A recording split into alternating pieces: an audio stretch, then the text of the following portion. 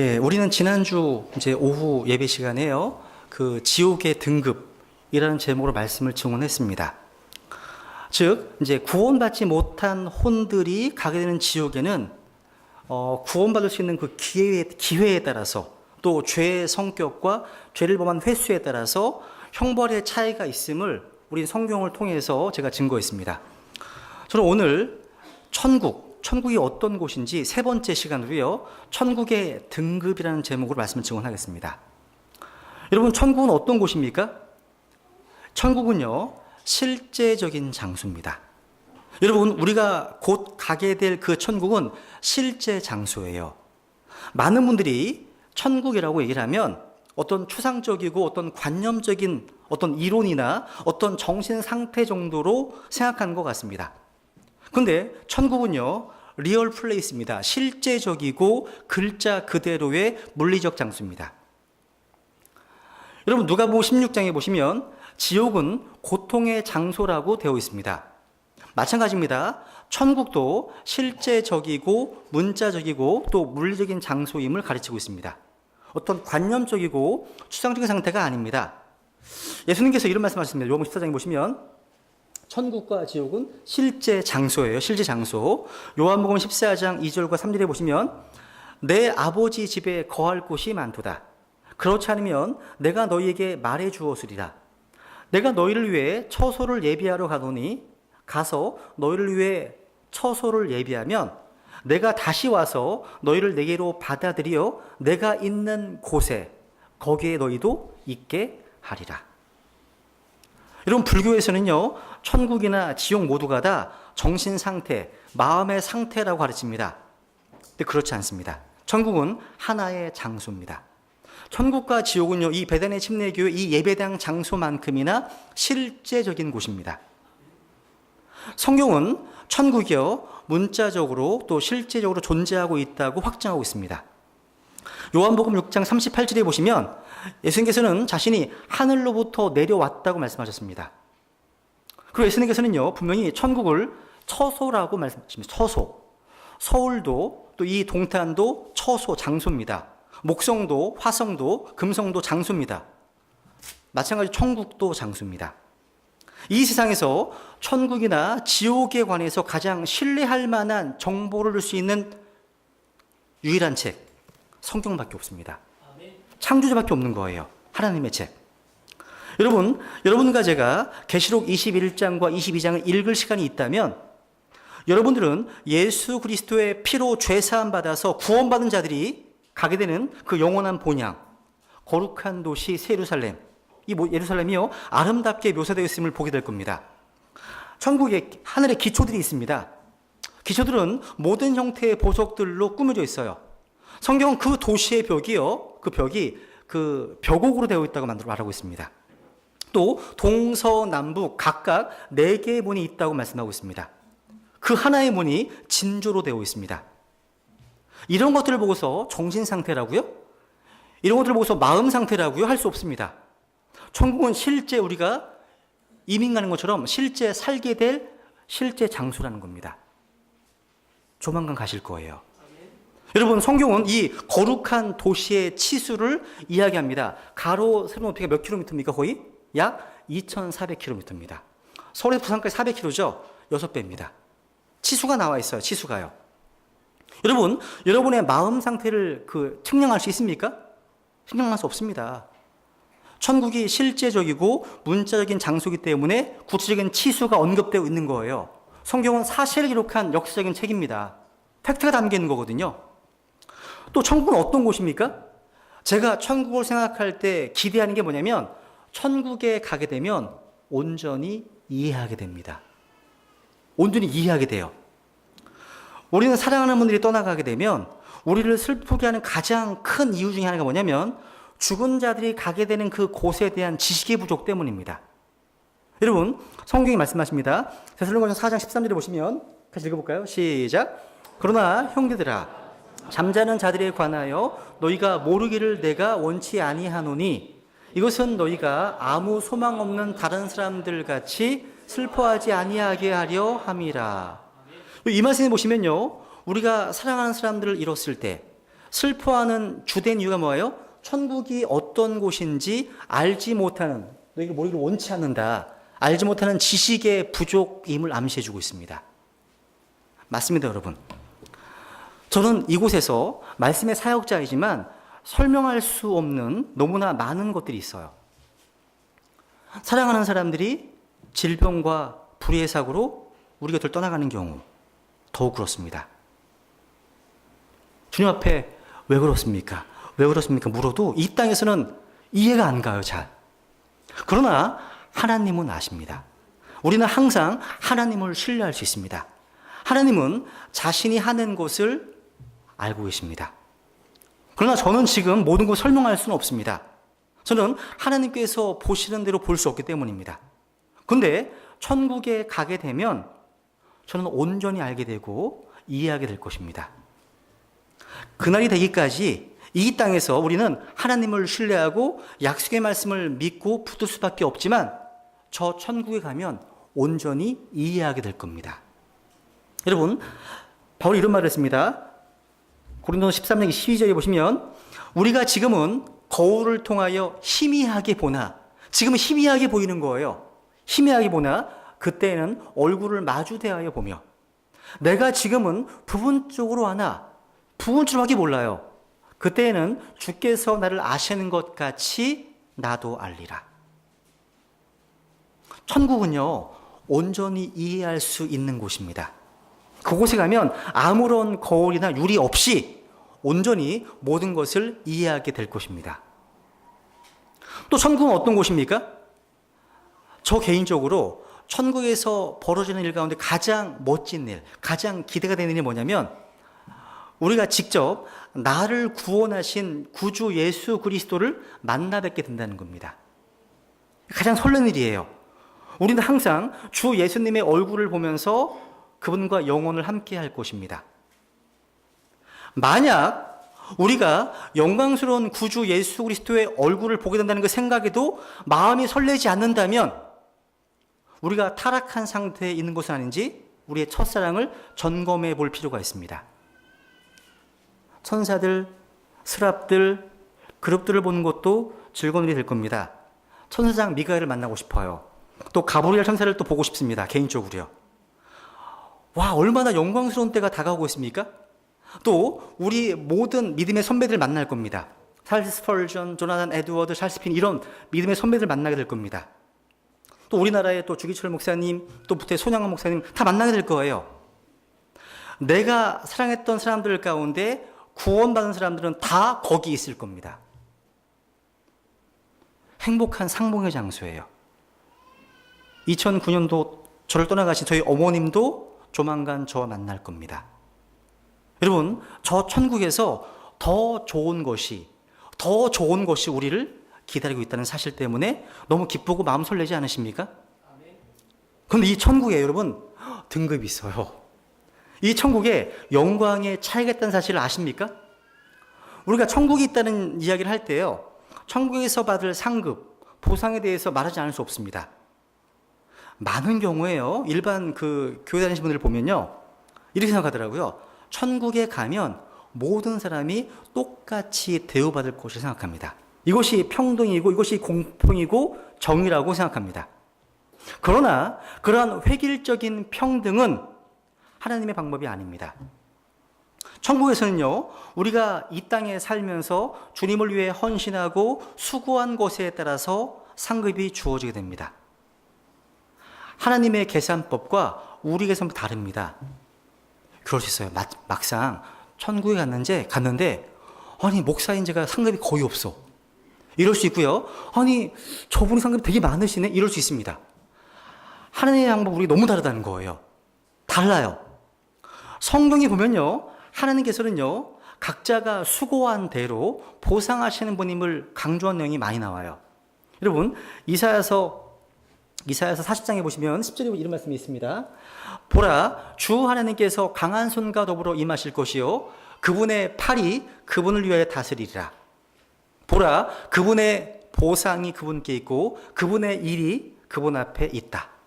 뭐가 있다고요? 그분의 보상이 그분께 있습니다.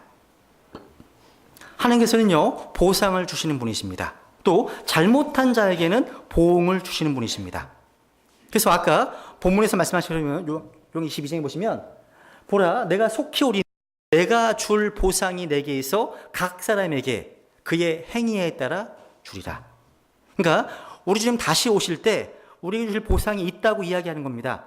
그리고 각 사람이 행한 대로 행한 것에 따라서 주신다고 이야기합니다. 행위에 따라서요. 한번 여러분 상식적으로 생각해 보세요. 예수님을 위해서, 주님을 위해서 평생을 선교하고 헌신하고 일하다가 순교한 사도 바울과 평생을 강도짓 하다가 마지막 순간 죽기 직전에 예수님 믿고 천국에 간 강도가 천국에서 똑같은 대우를 받는다면 이것이야말로 불공평한 거 아니에요? 같이 구원은 받지만 구원은 하나님의 은혜로 값없이 주어지는 거지만 상급과 보상은 다르다는 겁니다. 많은 사람들이 이 공평이라는 것을 아주 획일적으로 똑같게 만드는 것이라고 생각하는데 진정한 공평 그런 것이 아니에요. 제가 신학원에서 조직신학을 강의하고 있는데요. 만약 제 강의를 듣는 성경학도들에게 공평하게 똑같은 점수를 주면 이 공평한 겁니까? 공평한 게 아니죠. 열심히 공부하고 노력한 학생에게 더 좋은 점수를 주고 맨날 농땡이 치고 놀았던 학생에게는 나쁜 점수 주는 것이 공평한 거 아닙니까? 당연한 거죠. 여러분, 개인의 차이를 인정하지 않고 잘했든 못했든 간에 획일적으로 똑같이 취급하는 것은 하나님의 방법이 아닙니다. 방법이 아니에요. 이게 바로 공산주의자들이 하는 짓입니다. 겉으로 보기에요. 공산주의 사회는 평등합니다. 여러분 사람 부를 때 다 뭘로 불러요? 이북의 동무. 이 동무라고 불러요. 그러니까 할아버지에게도 영감동무 이렇게 부르고요. 여성 부를 때에도 에미나이 동무 이렇게 부릅니다. 전부 동무예요. 평등합니다. 근데 이것은요, 인간의 존엄성을 무시한 잘못된 사고방식입니다. 인간은 노력한 만큼 더 대가를 받고 싶고 인정을 받아야 열심히 하고 싶은 마음이 생깁니다. 그렇게 만드신 거예요, 우리를요. 그런데 공산주의는 잘했든지 못했든지 간에 똑같이 똑같이 취급합니다. 그러니 공산주의가 오래가지 못하고 망하는 거예요. 여러분, 미국의 유명한 설교자 존 메가더라고 하는 목사님이 계세요. 이분이요, 소련이 붕괴한 직후에 우크라이나에 있는 어느 병원에 가서 자신이 경험한 일을 이야기한 적이 있습니다. 병원에 가보니까 시설이 아주 열악했습니다. 의사들도 많지 않았답니다. 거기서 이 목사님이요, 어려운 상황에서 수술을 하고 있는 한 의사를 만났습니다. 물었습니다. 당신의 봉급이 얼마입니까? 그랬더니 그 의사가 하는 말이 $15, $15라고 했습니다. 한 달에 $15 받는답니다. 잠시 후 병원을 나서다가 청소하시는 아주머님을 만났습니다. 아주머니에게도요, 한 달 봉급이 얼마냐고 물었습니다. $15. 똑같이 $15라는 말을 들었습니다. 이러니 아무도 의사가 되려고 하지 않는 겁니다. 이런 사회가 발전이 되겠습니까? 의사가 되려면 참으로 공부도 많이 해야 되고요. 고생을 많이 해야 되잖아요. 모두를 똑같이 대우해버리니까 누가 의사가 되려고 하겠습니까? 이것이 공산주의 갖고 있는 맹점입니다. 인간의 개성을 완전히 말살하는 겁니다. 하나님은 이 세상을 총천연색으로 만들었는데 공산주의자들은 다 흑백으로 만들어버린 거예요. 획일화 시킨 거죠. 그죠? 여러분은 이런 곳이 천국일 거라고 생각하십니까? 아닙니다. 천국은요, 우리가 상상할 수도 없이 조화롭고 아름다운 곳입니다. 그곳에는요, 여러분 개인의 개성이 말살되지 아니하고 오히려 하나님께서 만드신 그 모습 그대로 활짝 꽃피우게 될 겁니다. 그렇지 않다면 천국은 천국되지 못합니다. 종종 어떤 분이 저한테 그런 말을 해요. 아마 겸손 때문에 하신 말씀 같은데, 저는 천국의 뒷줄에 앉는 것으로 만족합니다. 이런 말 가끔 하거든요. 만약 이 말이 겸손해서 나온 말이라면 이런 태도는 좋은 태도입니다. 우리가 주님을 위해서 열심을 내고 또 헌신하면서도 자신의 어떤 공로를 내세우지 않는 태도는 귀한 겁니다. 근데 만약 우리가 천국의 뒷줄에 앉게 된 이유가 우리가 주님을 위해서 게을리 있기 때문에, 우리의 게으름 때문에 나온 것이라면 어떻게 되겠습니까? 다른 말로 우리가 이 땅에 주님을 기쁘시게 해드리지 못해서 천국에서 그런 자리가 배정되었다면 어떻게 되겠습니까? 하나님 우리에게 앞자리 앉히고 싶으신데 우리가 너무나 세속적으로 살아서, 너무나 육신적으로 살아서 그 특권을 상실했다면 이건 안타까운 일 아닙니까? 안타까운 일이죠. 여러분 기억하세요. 이 상급, 보상에 대한 개념은 우리가 만든 것이 아니에요. 꼭 기억하세요. 천국에서 받을 수 있는 더 나은 영광을 얻기 위해서, 즉 최선의 자리에 앉기 위해서 우리 이 땅에서 그에 걸맞는 최상의 삶을 살아야 됩니다. 맞죠? 우리 중에서는요, 우리의 베스트, 우리의 최상을 받으시기에 지극히 합당하신 분이십니다. 그렇습니다. 저희 교회에는요, 인생의 황금기에 해당하는 청년들이 많이 있어요. 인생에 있어서 가장 좋은 시기에 주님께 자신을 드리는 헌신적인 청년, 그리스도인들이 많이 일어나기를 좀 기도하고 있습니다. 우리 중에서는 가장 좋은 것을 받으시기에 지극히 합당하신 분이기 때문에 그렇습니다. 여러분은 주님께서 주실 이러한 보상, 상급에 관심이 있으세요? 진짜 묻습니다. 관심 있으십니까? 상급에요? 여러분 모세는 주님께서 보상으로 보답해 주신 일에 관심을 두었습니다. 한번 히브리서 11장 26절 모세의 간증 읽어보겠습니다. 시작. 또 그리스도의 치욕을 이집트의 보화보다 더 큰 죄물로 여겼으니 이는 그가 아멘.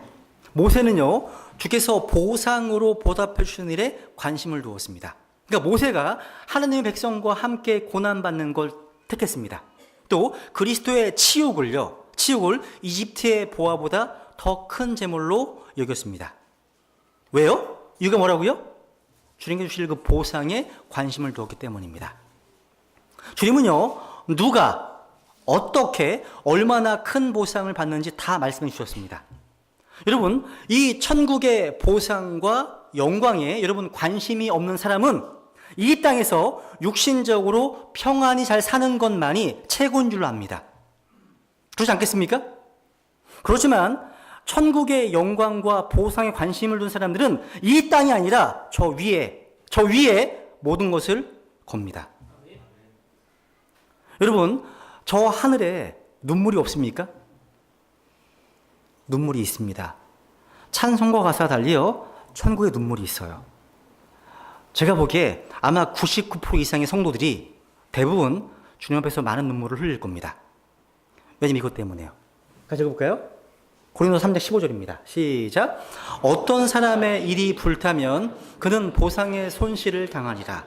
그러나 그 자신은 구원을 받되 불에 의해 받는 것 같이 받으리라. 여러분, 베드레 침례교회 이 가운데 어떤 성도님들은 칭찬과 존귀와 영광을 받을 겁니다. 어떤 성도님들은 12시를 다스릴 권세를 받게 될 겁니다. 반면 어떤 이들은요, 사악한 종아, 게으른 종아, 이런 책망을 받게 될 겁니다. 어떤 이들은 자신이 한 일보다 100배, 60배, 30배나 되는 상급을 받게 되는 큰 영광을 받게 될 겁니다. 반면 어떤 분들은 자신이 가지고 있다고 생각하는 것조차 빼앗기고 불타 없어서 보상의 손실을 당할 겁니다. 보상의 손실요. 막상 내가 주님을 위해서 많은 일을 한 줄로 알았는데 막상 불로 테스트해 보니까 다 타버렸네? 타버렸습니다. 그래서 그런 아픔과 슬픔을 당할 사람도 많을 겁니다. 그런 분들은 기쁨과 즐거움 대신에 눈물을 흘릴 수밖에 없게 됩니다. 그날에는요, 더 이상 섬기지 못하고 헌신하지 못한 것을 후회해도 더 이상 기회가 없습니다. 사실 여러분, 우리가 헌신하고 섬기는 것은 여러분 뭔가 대단한 일을 하는 것이 아니에요. 구원받은 그리스도인들에게는 헌신이 당연한 것이라고 성경은 말씀합니다. 로마서 12장 2절에 보시면요. 그러므로 형제들아, 그러므로입니다. 로마서 1장 11장까지 이 신칭이 믿음으로 구원받은 그리스도인이라면 그러므로 형제들아, 내가 하나님의 긍휼을 힘입어 너희 간청하노니 너희는 너희 몸을 거룩하고 하나님께서 받으실 만한 살아있는 희생물로 드리라. 그것이 너희의 합당한 섬김이니라. 합당한, reasonable. 아주 당연한 겁니다. 합리적인 거예요. 당연한, 합당한 섬김이니라. 말씀하십니다. 여러분, 지옥에 간 부자에게 두 번째 기회가 주어지지 않았던 것처럼 천국에 간 성도들 역시 주님을 위해 고난받고 하나님의 교회에서 섬길 수 있는 기회가 주어지지 않습니다. 더 이상요. 천국에서는 이 땅에서 각 사람이 일한 대로, 각 사람이 수고하고 헌신한 대로 영광과 상급과 권세가 다 다릅니다. 다가올 세상에서 각 사람은요, 모두 그 영광이 달라요. 즉, 천국에 등급이 있다는 말입니다. 여러분, 시험을 치는 학생이 공부를 열심히 해서 장학금을 받고 선생님과 부모님께 칭찬을 받고 싶어 하는 것이 잘못된 욕심이 아니죠. 그죠? 아닙니다. 마찬가지로 우리가 인생길을 열심히 달리고 믿음을 지키고 의의 관을 받기를 기대하는 건 역시 잘못된 것이 아닙니다. 아마 오늘 주일학교 중고등부에서 지난주에 제가 설교했던 거 가지고서 아마 테스트를 하시는 것 같아요. 우리 아이들이 이렇게 열심히 설교를 듣는 거 처음 봤어요. 집에서 또 유튜브 또 듣고 아침에 또 듣고 그러더라고요. 상품이 걸려있나 봐요. 네. 이게 되게 좋아 보여요. 뭐냐면 이런 모습이 바로 먼저 믿었던 믿음의 선배들이 취했던 태도이고 성경에 나오는 바울이나 베드로가 원했던 삶의 자세입니다. 여러분, 제가 설교했던 본문이었죠. 바울의 간증입니다. 내가 선한 싸움을 싸우고 나의 달려갈 길을 마치고 믿음을 지켰은즉 이후로는 나를 위하여 의의 관이 예비되어 있나니 주 곧 의로우신 심판자께서 그날의 그것을 내게 주실 것이요 내게만 아니라 그분의 나타나심을 사랑하는 모든 자들에게도 주시리라. 자, 여러분은 이 주님께서 주시는 이 의의 권을 사모하십니까? 여러분, 천국은 결코 획일적이지 않습니다. 각각 상급이 다 달라요. 다 달라요. 이게 영원과 연관돼요. 이 땅에서 한 70년밖에 못 살잖아요. 70년 동안 했던 우리의 삶이요, 영원과 연관되어 있다는 거예요. 이게요. 여러분, 성경에는요, 두 가지 심판이 있어요. 좀 쉬운 얘기를 해볼게요. 성경은 심판에 대해서 자주 이야기해요. 우리가 이 세상을 마감할 때 하나님 앞에서 두 가지 심판이 있음을 기억해야 됩니다. 하나는 구원받지 못한 자들이 받는 심판이고 또 하나는 구원받은 그리스도인들이 받게 되는 심판입니다. 하나는 바로 흰 왕자 심판입니다. 또 하나는 그리스도의 심판석이라 불립니다. 이 두 심판은 시기도 다르고 성격이 다 다릅니다. 여러분, 이 흰 왕자 심판 때는요, 믿지 않는 자들이 받는 심판입니다. 이곳에서는요, 지옥의 형벌의 정도가 결정됩니다. 다 지옥 가지만 그 형벌의 정도가 결정되는 거예요. 그런데 그리스도의 심판석은 뭐냐? 믿는 그리스도인이 받는 심판입니다. 이곳에는요, 다 천국 가지만 천국에서 받게 되는 상급의 정도가 결정됩니다. 어렵지 않은 주제죠? 여러분, 이 희망의 심판은요, 불신자들이 받는 심판이에요. 왜 희망의 심판이라고 불리냐면 이 심판은 크고 흰 왕자에 앉으신 하나님께 받는 심판이기 때문에 흰 왕자 심판이라고 불립니다. 이 심판에 대한 이야기가 요한계시록에 나와요. 그럼 읽겠습니다. 시작. 또 내가 크고 흰 왕자와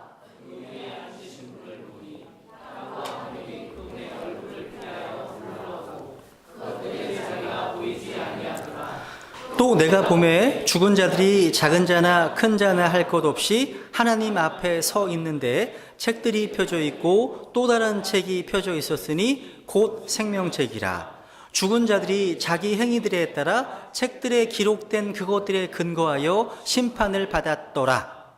이 심판은요, 천국에 가느냐 지옥에 가느냐의 심판으로 예수 그리스도를 믿어서 구원받은 사람들은 이 심판을 받지 않습니다. 여기 보면 책들이 펴져 있고 다른 책이 펴져 있는데 그건 뭐예요? 생명책입니다. 예수님 믿으면 생명책의 이름이 기록됩니다. 그 사람은요, 행위에 따른 심판을 받지 않아요.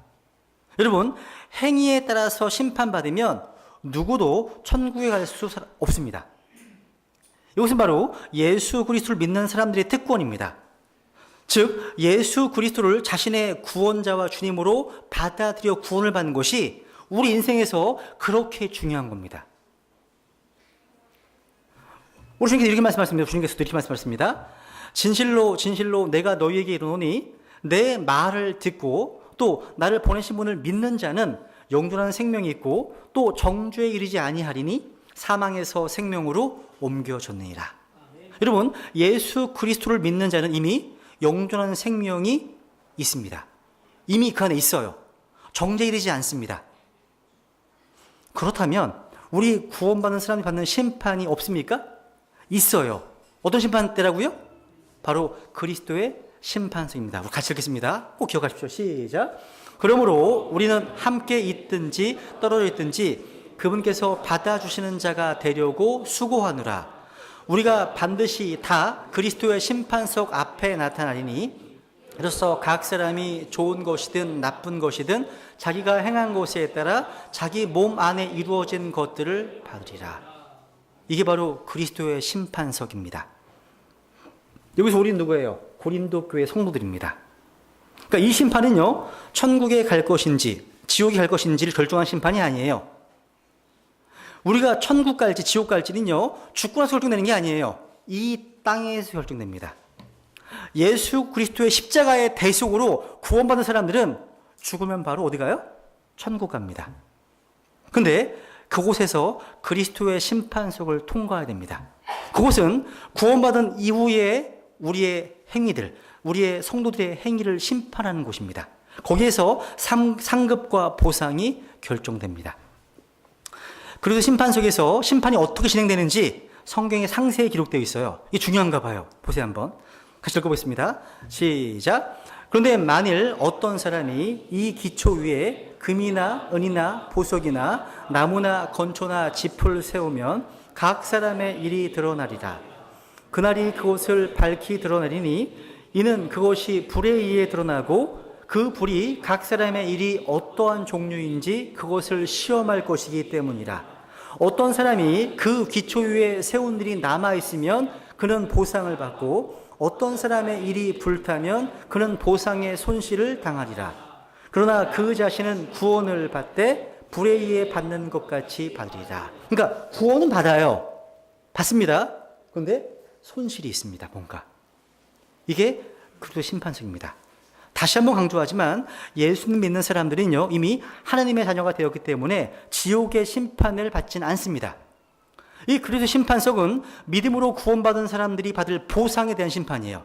어머니 말에 심판이라기보다는 테스트.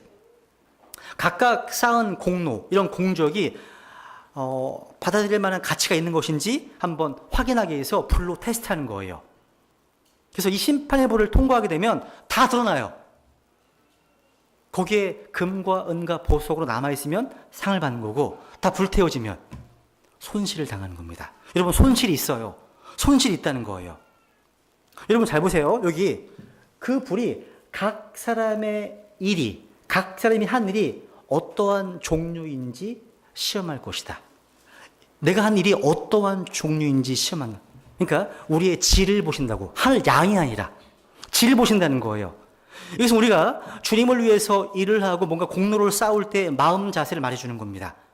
나 자신을 높이고 드러내기 위한 노력과 행위는 하나님께 아무런 가치가 없습니다. 다 불태워집니다. 그러나 내가 아무리 작은 일을 하더라도요, 예수 그리스도를 사랑하고 주님의 영광을 위해서 한 행위고 희생이라면 그것은 주님께 보석과 같이 가치가 있는 일입니다. 남는 거예요. 그래서 여러분은 주님을 섬길 때 여러분의 마음 자세를 한번 돌아봐야 됩니다.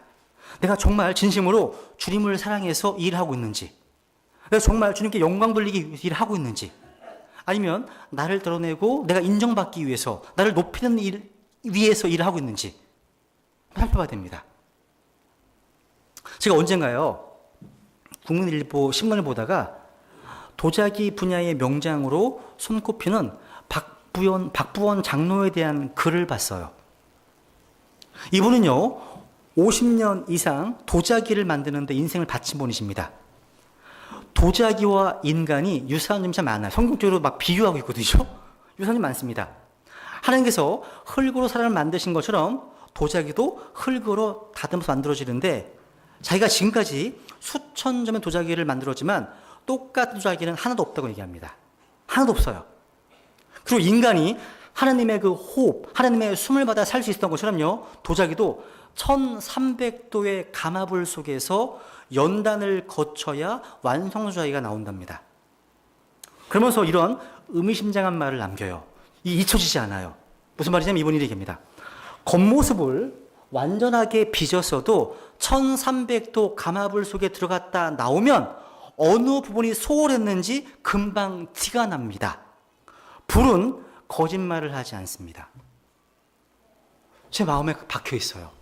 불은 거짓말하지 않습니다. 우리의 모든 삶의 행위들이요, 불에 의해서 테스트될 겁니다. 저는 이 불은 거짓말하지 않는다는 이 말이요, 참 인상 깊었습니다. 겉으로 그럴듯하게 보여도 불가마를 통과해 보면 어디가 허술하게 만들어졌는지 다 드러난다는 거예요. 이에 마찬가지로 우리도 나중에 그리스도 심판석에서 불을 통과할 때 자신이 정말 어떤 부분에서 진정으로 주님을 섬겼는지, 또 어떤 부분에서 형식적으로 주님을 섬겼는지가 다 드러날 겁니다. 그렇기 때문에 누가 보든 보지 않든지 간에 최선을 다해서 주님을 섬기는 것이 중요합니다. 주님께서는요, 여러분의 섬김과 희생을 알고 계시고 그 헌신을 다 보고 계시기 때문입니다. 여러분, 부활장 한번 보시죠. 부활의 영광을 다루고 있는 고린도서 15장 40절 41절입니다. 보세요.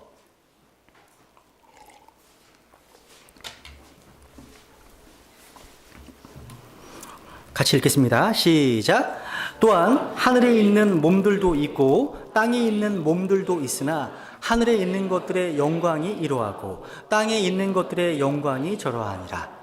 해의 영광이 이러하고 달의 영광이 저러하며 별들의 영광이 또 다르니 이 별과 저 별이 영광면에서 다르도다. 이게 천국의 등급이에요. 다르고 다르니 다르도다. 다릅니다. 그러니까 부활장에서 부활한 성도들의 영광이 서로 다르다고 말씀하고 있는 겁니다. 보상이 다르고 영광이 다릅니다. 이 다르다는 말이요, 뭐 인종차별 이런 게 아니에요. 외모에 따른 외적인 차별이 아닙니다. 영광의 차이, 보상의 차이, 상급의 차이, 또 권세의 차이입니다. 이 땅에서 지금 우리의 행위와 수고와 땀방울과 섬김과 희생, 이런 모습들은요, 저 하늘, 천국에서 영광과 직결되어 있다는 점을 꼭 기억하십시오. 연결되어 있어요. 연결되어 있습니다. 그리고 우리에게 아직 섬길 수 있는 기회가 있다는 것에 여러분 감사하셔야 됩니다.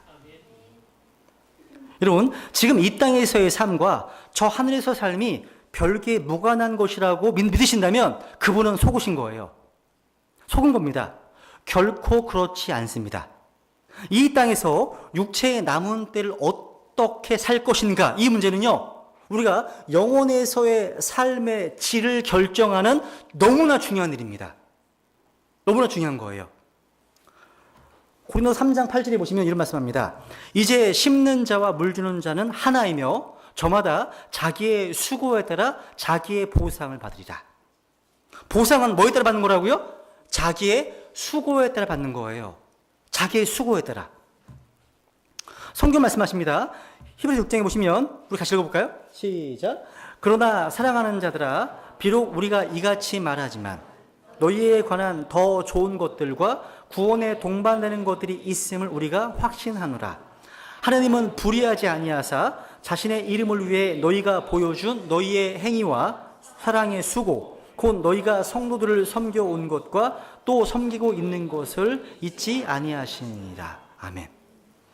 여러분이 이 신약교회에서 부엌에서 성도들을 위해서 음식을 만들고 예배당 청소를 하시고 물질을 드리고 이런저런 일을 하는 것들이 힘들고 어려울 수 있어요.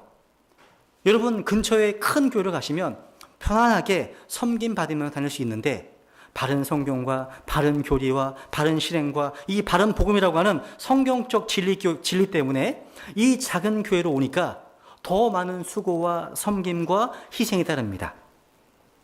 그러나 주님께서 여러분의 사랑의 수고, 섬김을 결코 잊지 않으십니다.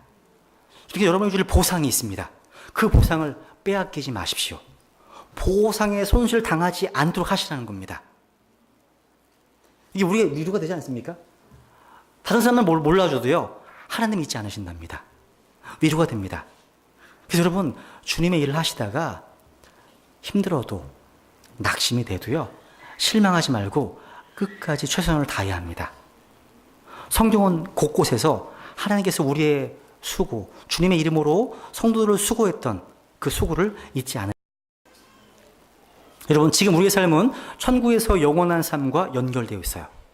지금 우리의 믿음, 수고, 섬김, 행위, 말, 고난 등등 다 저 하늘에서 받게 될 것들과 연관되어 있음을 기억하십시오. 이게 가장 지혜로운 투자입니다.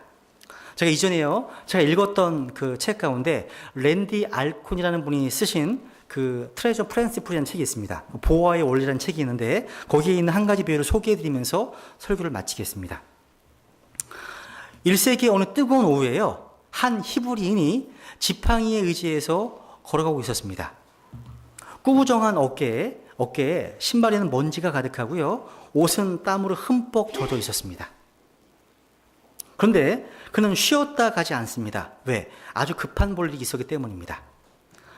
이 사람이요, 지름길로 가려고 방향을 바꾸어 밭을 통과합니다.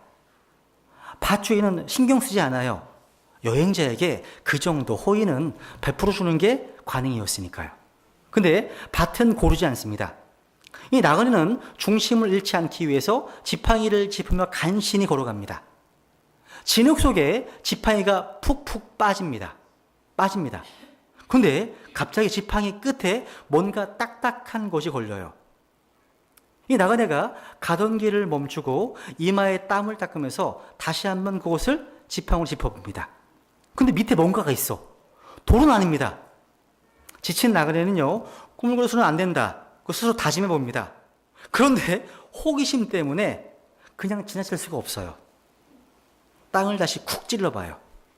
무엇인가가 햇빛에 반사되어서 반짝거립니다. 무릎을 꿇고 앉아서 땅을 파기 시작합니다. 드디어 금태를 두른 상자가 나왔어요. 그냥 보기에도 그것은 몇십 년 동안 그곳에 있었던 것 같습니다. 가슴이 두근거려요. 녹슨 자물쇠를 열고 뚜껑을 엽니다. 금화와 갖가지 색깔의 보석들이 담겨 있었습니다. 상상도 해본 적이 없는 그런 값진 보물입니다. 손이 막 덜덜 떨립니다. 이 나그네는요, 금화를 자세히 살펴봤습니다. 70년 전에 로마에서 발행된 거예요. 어떤 부자가 그 상자를 땅에 묻어두었다가 갑자기 죽은 것이 틀림없습니다. 그 보화도 그와 함께 묻혀버린 것이죠. 근처에 농가가 있습니다. 현재 땅 주인은요, 보물이 여기 있다는 것을 전혀 모르는 것이 분명합니다. 나그네는요, 뚜껑을 덮고 상자를 다시 땅에 묻습니다. 그리고 그 자리에 표시를 해둡니다. 그리고 돌아서서 집으로 옵니다. 지금까지는 힘없는 걸음이었지만 이제부터는 그런 걸음이 아니에요.